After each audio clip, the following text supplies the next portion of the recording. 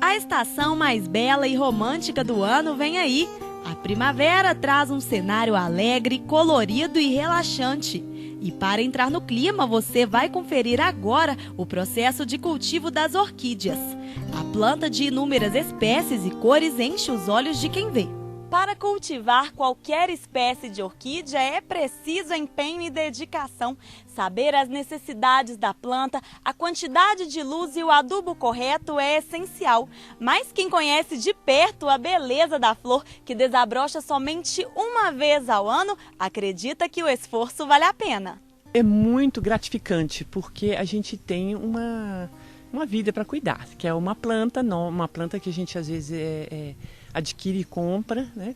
E a gente então tem todo o cuidado para vê-la florir, que normalmente as flores aparecem só uma vez por ano, né? E durante todo aquele ano a gente cuida, a gente olha, a gente água, a gente aduba, a gente vê se tem alguma praga. Isso é muito bom para a saúde, para o bem-estar, para a felicidade de uma pessoa.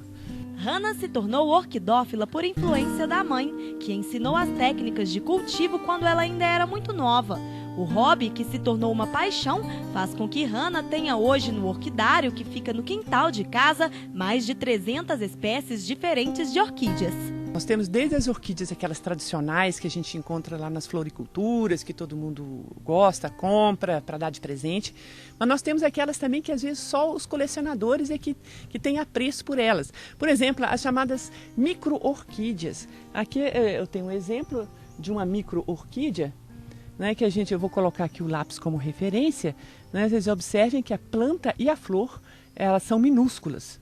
Inclusive o nome dela é Anatalis ourobranquense, porque ela dá na Serra de Ouro Branco. E temos também orquídeas grandes, né, que às vezes atingem até metros de altura, né, e de formatos dos mais diferentes possíveis.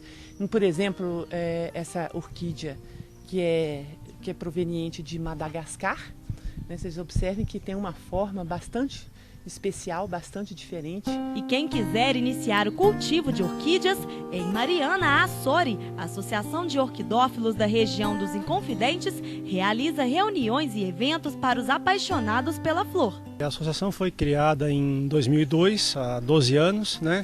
E ela tem por intuito congregar, reunir pessoas que têm interesse pelo cultivo de orquídeas e também pelo estudo dessa espécie de plantas, né?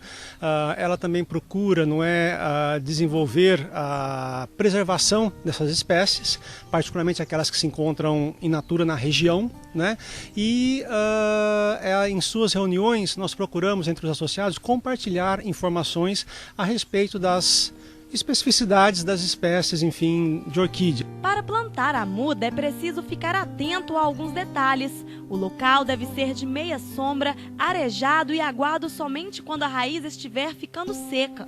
Mas com os itens certos e um pouco de paciência, é possível fazer em casa. O tradicional plantio é feito em vasos. Vasos, por exemplo, desse tipo aqui, de barro, né, com furos, que isso é mais comum. E aí o que a gente faz? Coloca no fundo do vaso uma quantidade de pedras, ou aqui no caso cacos de telha, para drenagem, né? Isso aqui é a maneira mais tradicional de plantar essas orquídeas. Aí se coloca o substrato. Esse substrato pode ser comprado, né? E já vem pronto. A gente consegue, por exemplo, comprar de orquidários comerciais. Então coloca-se o substrato, que é já esterilizado, bem apropriado. E aí se coloca a muda. Essa aqui, uma muda de uma orquídea, né? Ela tem que ficar, no entanto, bem firme. Então, com isso, eu tenho que amarrá-la.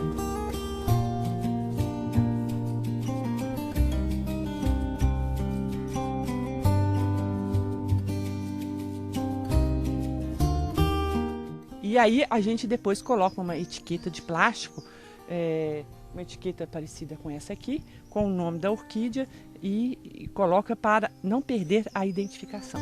Além dos vasos, é possível plantar orquídeas também em substratos diferentes. Além disso, nós podemos fazer esse mesmo processo em gaiolinhas de madeira, como essa, que é bom porque serve para arejar as raízes bastante, né? Podemos também amarrar as orquídeas em cascas, como essa aqui. Alguns tipos gostam muito de casca. Podemos também usar tocos de madeira, como essa aqui, que já está toda enraizada, a gente vê, né? Tá bem já pega. E podemos usar também substratos alternativos, depende da criatividade de cada um. Por exemplo, essa aqui, eu amarrei ela no osso de boi.